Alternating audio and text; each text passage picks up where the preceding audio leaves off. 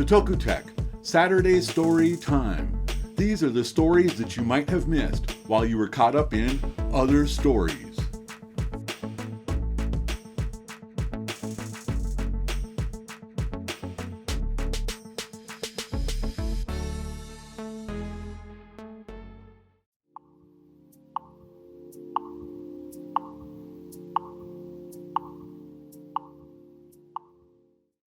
Welcome back to ShotokuTech, Saturday Story Time, 29 August 2020 edition. This from Washington Post: National Zoo's female giant panda, Mei Jiang, has given birth to a baby panda. At 22, she's the oldest giant panda to give birth in the United States. She was artificially inseminated with the frozen sperm from her mate. I bet there's one thing you didn't know: all pandas in United States zoos are on lease from China, and after the baby's 4 years old, it has to return to China. This from goodnewsnetwork.org. These scientists are fighting ocean plastic with biodegradable flip-flops made from algae. I guess when Jimmy Buffett steps on a pop-top and blows out his flip-flop, it winds up in the ocean somehow. And some studies suggest that a quarter of all plastic in our seas is made up of Jimmy Buffett's flip-flops. So UC San Diego, partnered with a startup company, Algenesis Materials, has produced a commercial-grade polyurethane foam from algae oil to create a sturdy flip-flop that will biodegrade in around 16 weeks. So does that mean I have to buy flip-flops every 16 weeks? I don't know. Seems to be an interesting concept. It's not a fungus among us, it's just algae. This from phys.org. Is that you, mummy? No, it's just a cat. Animal mummies are unwrapped with high-res 3D X-rays. 3 mummified animals from ancient Egypt have been digitally unwrapped and dissected by researchers using high-resolution 3D scans. This is X-ray micro CT scanning. And so they unwrapped and dissected a snake, a bird, and a cat. This is from the collection held by the Egypt Center at Swansea University. So this team of researchers led by Professor Richard Johnson of Swansea University included experts from the Egypt Center and from Cardiff and Leicester universities. It is believed that as many as 70 million animal mummies were created by the Egyptians. Okay, this is on MSN.com from CNN, and you can't pass up the headline: Asteroid heading our way right before Election Day. Yes, it's CNN, and it's 2020. The asteroid's only 6.5 feet wide, and the chances of it striking the Earth are just 0.41%. So it would probably make a big light in the sky if it happens to hit us at all. Anyway, that's the news. This from The Guardian: traffic chaos in London after the Tower Bridge gets stuck open. So the mechanical arms opened to let some ships through, but then they got out of whack and they failed to lower and were stuck open for over an hour because of some mechanical fault. So traffic in central London was gridlocked. Here you can see pedestrians are lined up waiting to cross. Fortunately, I live in Arizona, which is the home of Lake Havasu City, where London Bridge now resides, and I can assure you that London Bridge is not falling down. This from MSN.com via CNN: the Earth's core is younger than previously believed, according to new research. Researchers are estimating the age of the Earth's core, say it could be between 1 and 1.3 billion years old, and that's the lower end of previous estimates. Researchers from the University of Texas were able to estimate the core's age by recreating conditions similar to the center of Earth.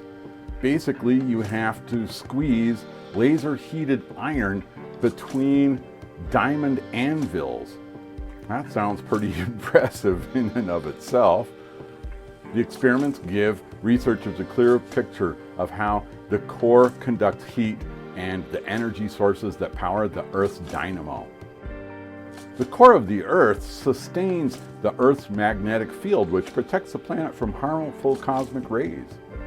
And it helps keep our compasses pointing north. So we're always curious about, how does this thing work? The Earth's core is mostly made of iron. The conditions of the core where the pressure can be greater than 1 million atmospheres and the temperature can approach that found on the surface of the sun.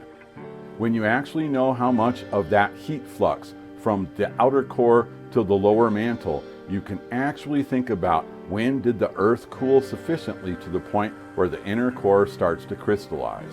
So this gives them an idea about the age of the inner core. I seem to recall previously talking about this Tegu lizard. It's a non-native lizard, and it's now documented to be present in South Carolina. So it's a black and white Tegu lizard, was reported in South Carolina. It's approximately 2.5 feet long, an adult female in Lexington County. They're popular in pet trade and they can grow up to 4 feet long. Tegus mature and reproduce quickly, and the most concerning thing is they have this penchant for eggs, and that can impact native ground nesting birds like turkey, quail, as well as other species like the endangered gopher tortoise. So keep an eye out for that giant Tegu lizard. Okay, so our final story from phys.org, thin-skinned solar panels printed with an inkjet. And this is from King Abdullah University of Science and Technology. Solar cells can be made so thin and flexible that they can rest on a soap bubble. They could offer an alternative way to power novel electronic devices such as medical skin patches where conventional energy sources are unsuitable. Think about skin for robots or flying devices or biosensors to detect illness. They're all limited in terms of energy sources, and rather than bulky batteries or a connection to the electrical grid, we thought of using ultra-lightweight, ultra-thin organic solar cells to harvest energy from light. They used to make ultra-thin organic solar cells by spin coating or thermal evaporation, which is not scalable. This was transparent and conductive, but it was brittle and inflexible. The material called indium tin oxide was the electrode. To overcome these limitations, the team applied inkjet printing. So they came up with inks for each layer of the solar cell architecture. Instead of this indium tin oxide, the team printed a transparent, flexible, conductive polymer called PDOT-PSS. The electrode layers sandwiched a light-capturing organic photovoltaic material. The whole device could be sealed within a flexible, waterproof, protective coating. So it seems they've perfected the science of inkjet printing, and I can only imagine the cost of these ink cartridges is going to be a lot more expensive, but they've achieved a new record of power conversion efficiency of 4.73%. beating the previous record of 4.1% of a fully printed cell. So this is the first time the team also showed they could print a cell onto ultra-thin flexible substrate. This is a stepping stone for a new generation of versatile ultralight printed solar cells that can be used as a power source to be integrated into skin-based or implantable medical devices.